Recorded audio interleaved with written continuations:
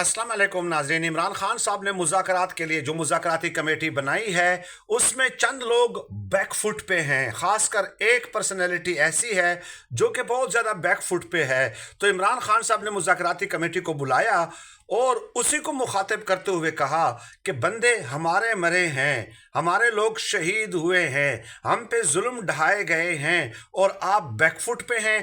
मेरे हाथ एक पानामा लगा था और मैंने पूरी हुकूमत का बोरिया बिस्तर गोल कर दिया था और यहाँ पे 9 मई और 26 नवंबर जैसे वाक़यात हुए हैं और आप लोगों के ऊपर वो चढ़ाई कर रहे हैं। चुनाचे इमरान खान साहब ने साहिबजादा हामिद रज़ा को कहा कि बाहर जाकर बताओ कि मैंने सिविल नाफरमानी की तहरीक वापस नहीं ली, रेमिटेंसेस महदूद कर देंगे ओवरसीज़ पाकिस्तानी, और कौम को बताएं, चार्ज शीट करें कि हमने ये फैसला क्यों किया है। तो इमरान खान साहब एक दबंग अंदाज में एक बार फिर सामने